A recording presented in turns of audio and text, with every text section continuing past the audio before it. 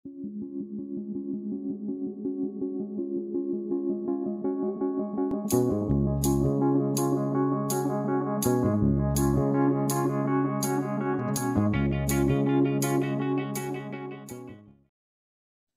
Swastiastu. Sebelum kita mulai pelajaran, marilah kita berdoa terlebih dahulu. Halo anak-anak, apa kabar? Semoga kalian semua dalam keadaan sehat. Hari ini kita akan belajar tentang gerak pada tumbuhan. Adapun kompetensi dasarnya adalah menganalisis sistem gerak pada makhluk hidup, sistem gerak pada manusia, dan upaya menjaga kesehatan sistem gerak. Adapun tujuan pembelajaran kita adalah anak-anak diharapkan mampu menjelaskan macam-macam gerak pada tumbuhan. Salah satu ciri makhluk hidup adalah bergerak. Bagaimana gerak pada tumbuhan? Apakah anak-anak pernah melihat tumbuhan bergerak? Gerak pada tumbuhan berbeda dengan gerak pada hewan. Hewan mampu bergerak bebas dan bisa berpindah tempat. Sedangkan tumbuhan gerakannya sangat terbatas.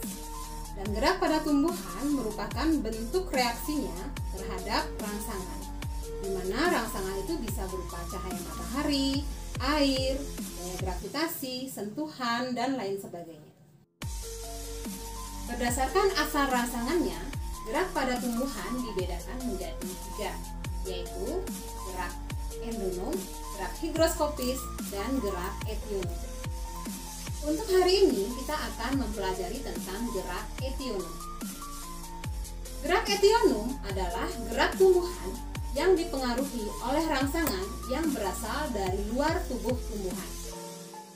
Gerak etionom dibedakan menjadi 3, yaitu gerak tropisme, gerak nasti, dan gerak taksis. Gerak tropisme. Tropisme adalah gerak tumbuhan yang arah geraknya dipengaruhi oleh arah datangnya rangsangan. Nah, di sini tropisme ada 2 jenis, yaitu tropisme positif dan tropisme negatif.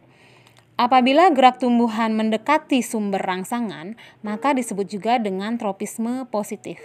Sedangkan apabila arah gerak tumbuhan menjauhi rangsangan, maka disebut juga dengan tropisme negatif. Berdasarkan jenis rangsangannya, ada 5 jenis gerak tropisme. Yang pertama adalah fototropisme. Fototropisme adalah gerak pada tumbuhan karena adanya rangsangan berupa cahaya. Contohnya, ujung batang tumbuhan mengalami pertumbuhan ke arah cahaya, sehingga disebut juga dengan fototropisme positif. Kemudian yang kedua adalah hidrotropisme. Hidrotropisme adalah gerak pada tumbuhan yang disebabkan oleh rangsangan berupa air. Contohnya adalah gerak akar menuju ke sumber air. Ini juga merupakan gerak hidrotropisme positif. Kemudian yang ketiga adalah gerak geotropisme. Geotropisme adalah gerak pada tumbuhan karena rangsangan berupa gaya gravitasi bumi. Di sini ada 2 jenis gerak geotropisme, yaitu geotropisme positif dan geotropisme negatif. Apabila arah pertumbuhan menuju ke bawah atau menuju ke pusat bumi, maka disebut juga dengan gerak geotropisme positif. Contohnya adalah gerak akar yang menuju ke pusat bumi. Apabila arah pertumbuhan menuju ke atas, disebut juga dengan geotropisme negatif. Contohnya adalah arah pertumbuhan batang ke atas yang menjauhi pusat bumi. Kemudian yang keempat adalah tigmotropisme. Tigmotropisme adalah gerak pada tumbuhan karena rangsangan berupa sentuhan. Contohnya adalah gerak membelitnya sulur tanaman seperti anggur, ubi jalar, melon, dan tumbuhan pemanjat lainnya. Kemudian yang kelima adalah kemotropisme. Kemotropisme adalah gerak pada tumbuhan karena adanya rangsangan berupa bahan kimia. Contohnya adalah gerak akar menuju tempat yang mengandung banyak zat hara dan gerakan buluh serbuk sari menuju ke sel telur yang dipengaruhi oleh adanya gula atau zat kimia yang dikeluarkan oleh bakal buah. Gerak nasti.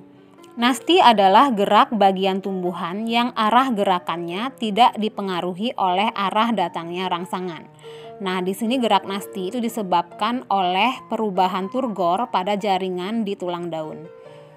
Berdasarkan jenis rangsangannya, gerak nasti dibedakan menjadi 4 jenis, yaitu yang pertama adalah fotonasti. Fotonasti adalah gerak bagian tumbuhan karena pengaruh rangsangan berupa cahaya matahari. Misalnya, gerak mekarnya bunga pukul 4 atau Mirabilis jalapa pada sore hari. Yang kedua adalah termonasti. Termonasti adalah gerak bagian tumbuhan karena adanya pengaruh faktor suhu. Contohnya adalah gerak mekarnya bunga tulip pada hari-hari yang hangat pada musim semi. Yang ketiga adalah gerak niktinasti. Niktinasti adalah gerak bagian tumbuhan karena rangsangan berupa cahaya gelap.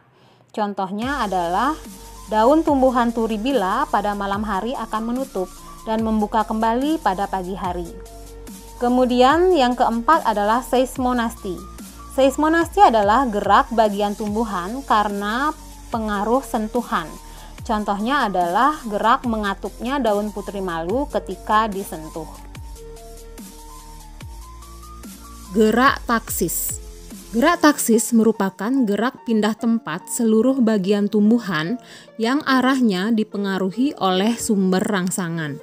Contohnya, gerak Euglena viridis yang disebabkan oleh rangsangan cahaya. Gerak ini disebut juga dengan fototaksis. Demikian tadi materi kita tentang gerak pada tumbuhan.